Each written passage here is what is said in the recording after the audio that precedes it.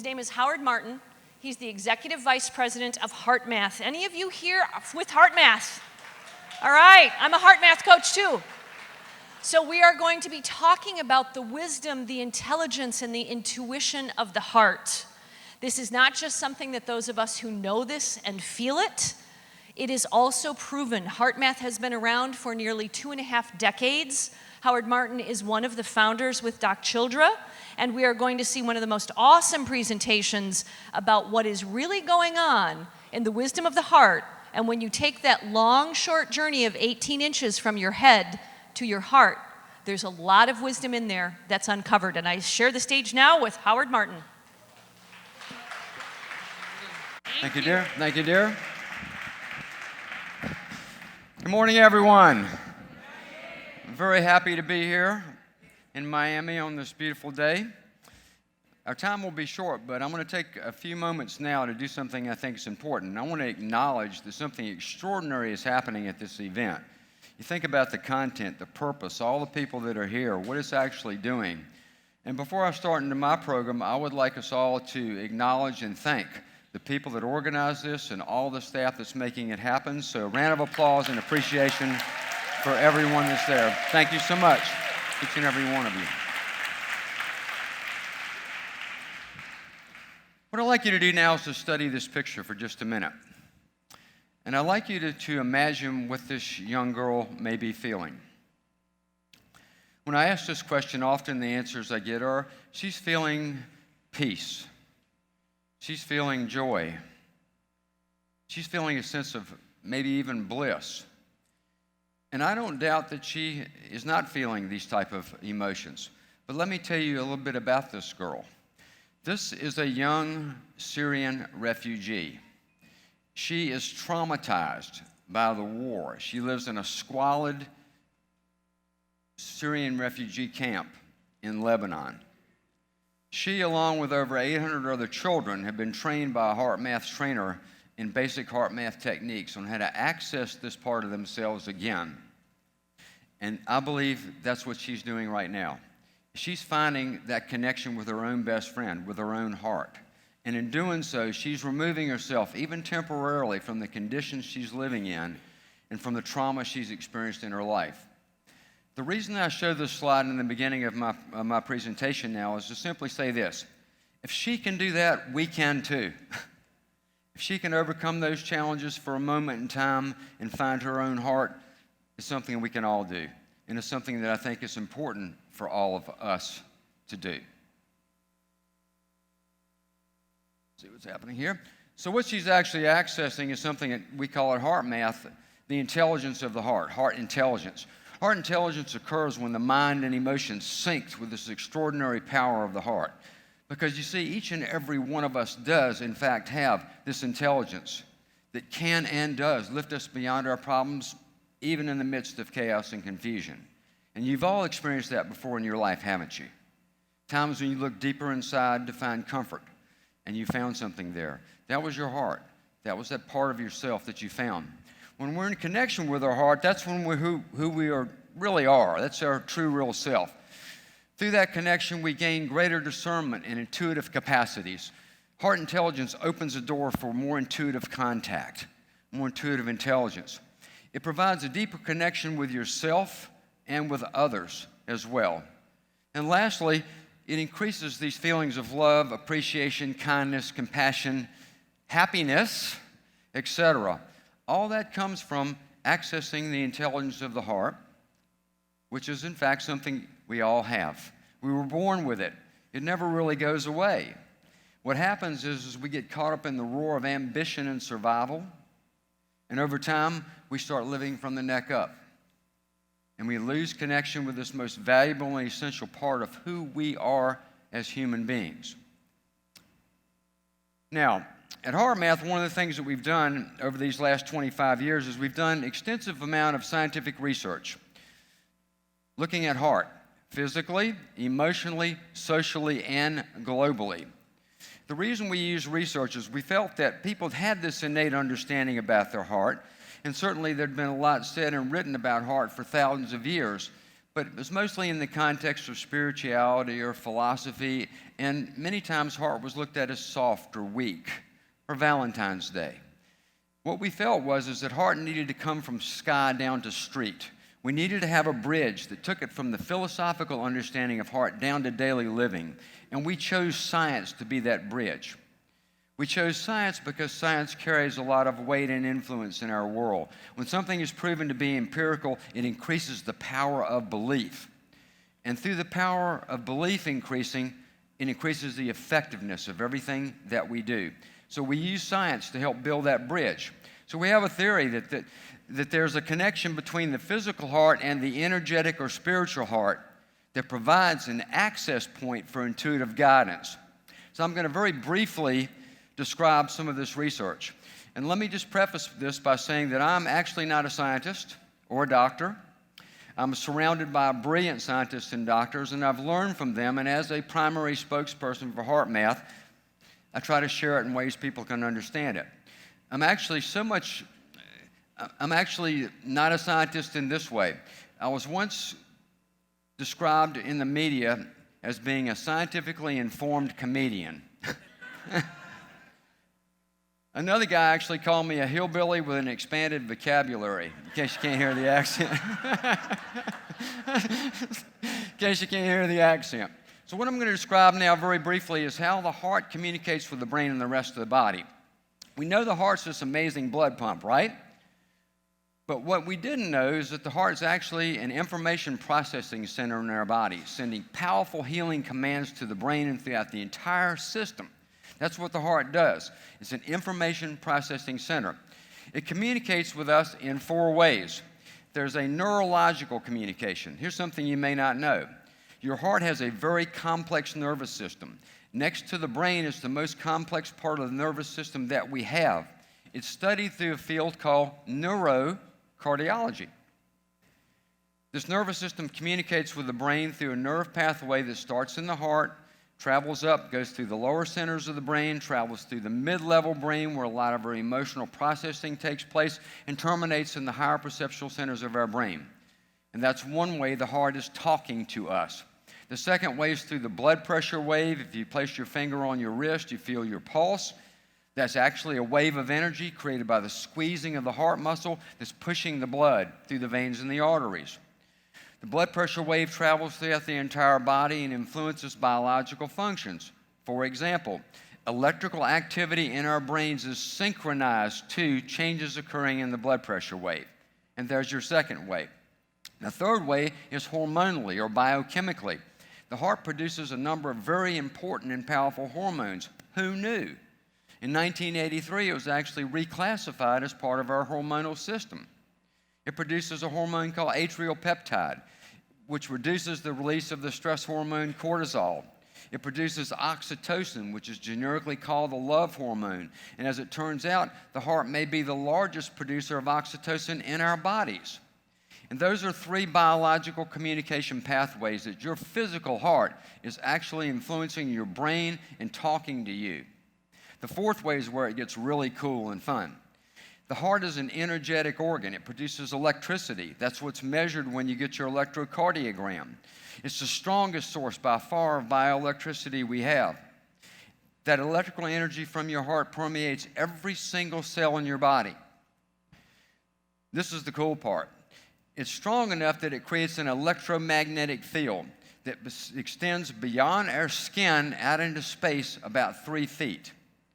I'm not talking about an aura or subtle energy. I'm talking about very measurable electromagnetic energy. This is a picture created by researchers at University of Arizona of this field. It's a torus-shaped field produced by the heart. This field is constantly fluctuating and changing. Guess what changes it? Our emotional state. If you're feeling frustrated and angry, unhappy, it produces an incoherent spectra in the field, chaotic energy in that field. Conversely, if you're feeling happy, feeling loving, feeling caring, feeling compassionate, the field changes. It becomes more ordered, more coherent. And so we are literally broadcasting our emotions through this field. So the research we do today at HeartMath is on things like energetic connectivity between all living systems. social science research, understanding what happens in collective environments. Right now in this room, there's a collective field. We're all producing this field. When you're sitting close, those fields are actually touching. The question now becomes, what happens when my field touches your field, or what happens in your fields touching one another? What's happening in this room right now through the collective field that's been created through this magnificent event that we're all part of? And how does that relate to the field in our local area, to the world and beyond? That's the fun, exciting research. But just know this, you have this field. It's being produced by your heart. It's extending outside of your skin 3 to 4 feet. And there's the fourth way your heart is communicating, energetically. Now, when all of this communication comes together, we enter a state called coherence. The medical term for that is psychophysiological coherence, which is a term it took me a long time to pronounce like a Californian where I live now. It used to be psychophysiological coherence. I got better at it. So we produce, when we're synced up, when the heart, brain, and body is communicating well, we enter this high-performance state called coherence. All the body's systems are synchronized to an ordered, rhythmic beating pattern of the heart. It's good for our physical heart, good for our nervous system, releases hormones into the body that regenerate us, and it opens up the higher perceptual centers in our brain. Coherence is triggered when we are feeling heart-related emotions. When you're being kind to one another, you'll become more coherent. When you're appreciating, like we did in the very beginning of our program today, which is one of the reasons why I wanted us to appreciate, we become more coherent. Loving, caring, compassionate. All those type of emotions create coherence, and coherence is good for you. It's a high-performance state. We do things like we train professional athletes and Olympians, even athletes like hockey players, in increasing coherence, because in the coherent state, you become more situationally aware. It improves reaction speed time, visual field, and it feels good, and it's good for your health. Now, once we understood this, we wanted to know, how do you measure coherence? Well, you measure it through looking at changes in what we will call our heart rhythms. There's also a medical term for that called heart rate variability analysis. When you're measuring heart rhythms, you're not just measuring heart rate like a fitness monitor does. You're measuring the time between heartbeats, the space between heartbeats. And it's always changing. We're supposed to have a lot of variance in our heart rhythms so the heart can do all of the nuancing that it needs to do to pump blood properly. So it's supposed to have a lot of changes. But those changes can be made to be more ordered, not flat, but certainly more ordered. And when they are ordered in a certain way, that's when we're more coherent. In these two graphs, you see 200 seconds of time across the horizontal axis. You do see beats per minute on the vertical axis. In this graph here, you have someone who's experiencing the feeling of frustration. You see a very chaotic heart rhythm pattern. That's not good for us. Not good for our health, it's not good for our brain functions, not good for our performance, and it certainly puts something out into our field that we don't want. The second graph is the same person about 1 minute later, and what we've asked them to do in this experiment is now shift from feeling frustration to feeling appreciation. As they do that, you see this beautiful sine wave-like pattern in the heart rhythms, and that's what coherence looks like when you measure it. That is good for us, good for our physical health. Good for our brain function. Feeds the field with something that's important, and it creates those kind of relations with each other that are most meaningful. And to me, coherence is many things, and one of the things that it is a doorway into self-activated happiness and how we actually create the happiness that we know we deserve and want in our lives. And coherence is a doorway for that. So we understood you can measure coherence, you can measure heart-brain-body communications through looking at heart rhythms, through heart rate variability analysis. So many years ago, we took that, we turned it into devices that we can all afford and use to train ourselves how to become more coherent. We have a couple of versions of that. One is the Inner Balance app, which has a sensor that you purchase that connects to your ear, and you use an app to see this. The other is called Amway Pro, which I'm going to demonstrate now, which is a desktop version that a lot of professionals use, therapists, counselors, trainers, those kind of people. And what I want to do now is to show you in real time what happens to your heart rhythms, to your heart-brain-body communication, and to what you're feeding the energetic field in real time. Would you like to see that? Yeah. All right. So I'm going to have a volunteer come up, a lady named Fiorella is going to come up on stage now.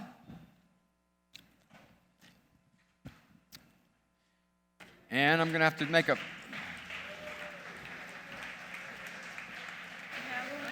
Okay, have a seat, Fiorella. How are you? Having a good time? You happy? Oh, very happy. Good. What I'm going to do now is very simply, I'm going to connect this sensor, which is plugged into the USB port on the computer, to Fiorella's ear, right here. There you go, dear. Now I'm going to start this program and explain to you what's happening. Fiorella, while we're doing this in the beginning, all I want you to do is just kind of hang out like you were hanging out, going to catch a plane or something. You're not really doing any techniques or anything. You're just sort of chilling, right? Across the bottom, we're seeing her pulse, and that's going to go away in a few minutes. That's just there to let us know that the sensor's connecting properly. Now we're seeing Fiorella's heart rate variability patterns, her heart rhythm patterns, in real time on the screen. The technology has a patented algorithm that scores it for coherence, and you'll see these bars change. This is percentages. So right now it's saying 50% of the time she's been in medium coherence, 50% she's been in high, not in low yet. Low coherence is our normal state. It's not bad, nothing's wrong with us when we're in low coherence. Medium means it's improving. High coherence is that high performance state that I talked about earlier. Heart, brain, body systems are all synced up. Everything's really working well. Healthy, high performance state, that's coherence. And that's what we train ourselves to do with the technology. So, Fiorella, think about something right now that makes you unhappy. What's going on? You don't have to say anything. Just think about it. Feel it. Feel something in your life that just doesn't feel right. The times in your life when you feel unhappy. Okay? And I'll make that a little more challenging for you. While you're doing that, I'd like you to start with the number 187 and count backwards in increments of 13. 187 minus 13 is... I only have 20 minutes for this thing. We need to get these answers now. You know? Does this sound like your work day? Everything happening so fast, being asked to do things that are a bit uncomfortable. And look what's happening to her heart rhythm patterns. Instantaneously, that happens, right? Now, I'm going to share a very simple technique that Fiorella is going to practice. And while she's doing it, I want us all to do it together.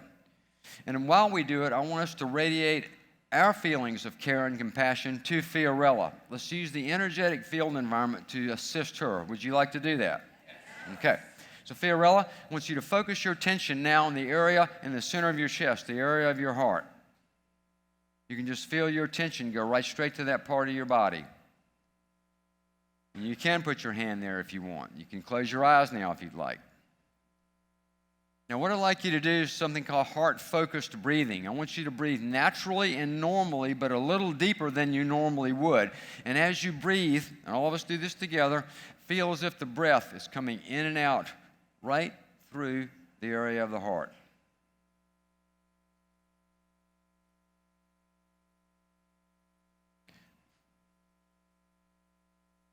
Keep doing your heart-focused breathing. And now what I'd like all of us to do is to activate a heart-related regenerative emotion. I'm going to suggest one now, and that's appreciation. Heart-focused breathing, continue with that, and now feel as best you can the feeling of appreciation. Maybe it's just appreciation for the good things in your life. Maybe it's appreciation for this day we all have to be here together, right now. Whatever comes to you. Just gently feel a feeling of appreciation as you breathe in and out through the area of the heart.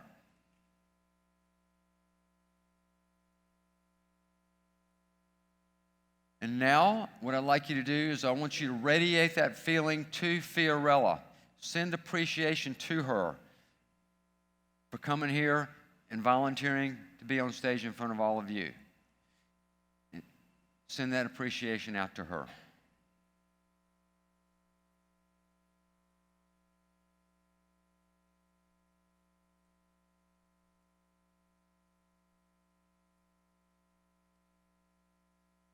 Okay, what I'm going to do now is I'm going to stop the program, And before we go any further, round of applause for Fiorella, please. Amazing. Okay, you guys remember the frustration and appreciation graph a few minutes ago? Let's see what happened in real time. This is where she started on the far left. Right in here is where I started asking her to think about something that makes her unhappy, right? And then I asked her to do a little math for me. And that's where this happened. This is where she started into the technique. It's a HeartMath technique called the quick coherence technique. It gets us into that coherent state quickly. We're not that creative with names. But quick coherence technique. And so you see what happens, right? You see the shift? Now this is incoherent, this is coherent. This is unhealthy, this is healthy. This is not happy, this is happy. That's how fast it happens inside your body. And that's what all of us can do. That's what you have the ability to do. I'm going to do one thing really quickly, and then we're going to move on.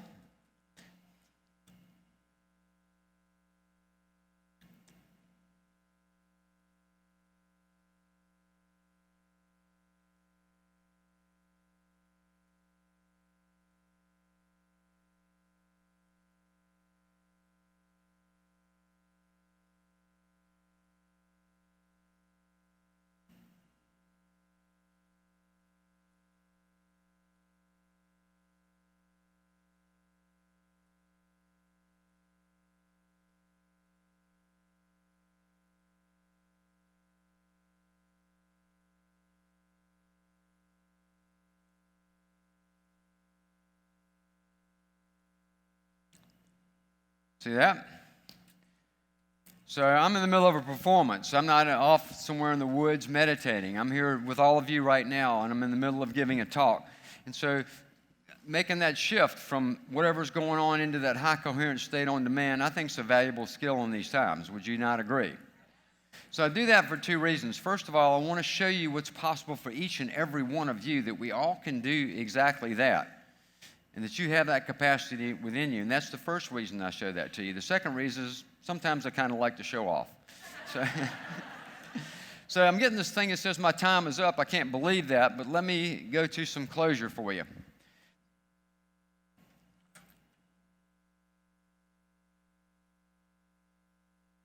And by the way, if you want to try this for yourself, you go by the HeartMath booth in the exhibition area. There's also a lady there named Renata, who's actually been to Syria and worked with those children. She has that firsthand experience. You might find that valuable as well to chat with her about that. We all live in a field of energy that's reflecting back to us not what we think in our minds, my friends, but what we truly feel in our hearts. What we put into that field does come back, but not just our thoughts and our positive attitudes. It's really the deeper part of ourself that's imprinting that field, and that's important. Modern science now is beginning to accept that we all are part of this vast web of interconnection. We're all connected energetically. Every living system on this planet, everything on this planet and even beyond is energetically connected. So yeah, we all are one. And science is starting to prove that. It's been said a lot, but now it's getting more understood, more empirical, increasing the power of belief. New research suggests that we are feeding the information field, and that information field is creating this feedback loop.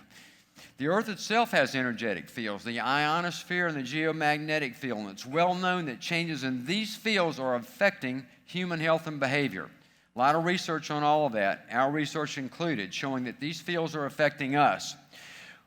Our hypothesis is this, is that the Earth's magnetic fields are carriers of biologically relevant information that connects all living systems, and that we each affect the global information field. So one of the projects of HeartMath is to study this further, to provide more understanding and more belief. So we are literally listening in to the Earth right now. We do this through the development of some very sensitive technology that can measure subtle changes in the ionosphere and the geomagnetic field, Earth energetic fields, protective layers around our Earth that influence us. And we are placing these sites around the world. These are where sites are today. They're feeding information back to our research labs in Northern California. We are studying the fields. We are providing new information about the fields to the academic literature. We are studying the effects the fields are having on us. And lastly, we are testing a hypothesis. It will take time to prove or disprove. But the hypothesis is that not only are these fields affecting us, we are affecting these fields. That mass human emotion, whether positive or negative, is impacting the energetic fields of the earth itself, which acts as a resonator that feeds back into us. If we learn to feed these fields in a certain way, it can provide positive benefit for everyone around the planet, everyone around the globe. The simple act that we did of appreciating the organizers of this event today not only benefited them, it benefited you. And in my opinion, this is according to me, I quote myself sometime, according to me,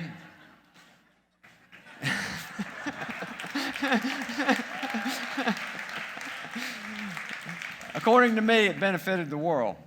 So we're doing this as a project. You can learn more about that. So the way this works, the creation of happiness for ourselves and for others, it starts with increasing our own personal coherence, our connection with our heart, connection with that intelligence we have.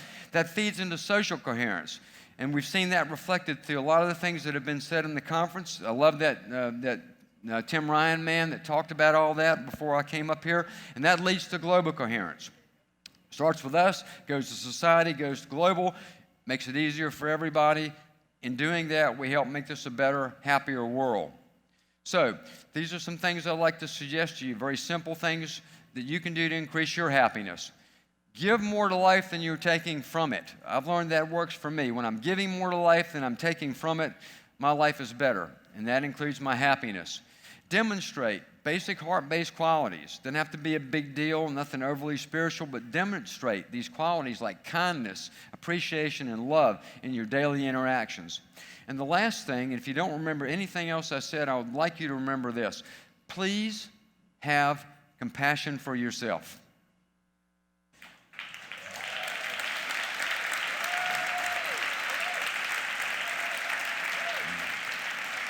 All right, 1 minute.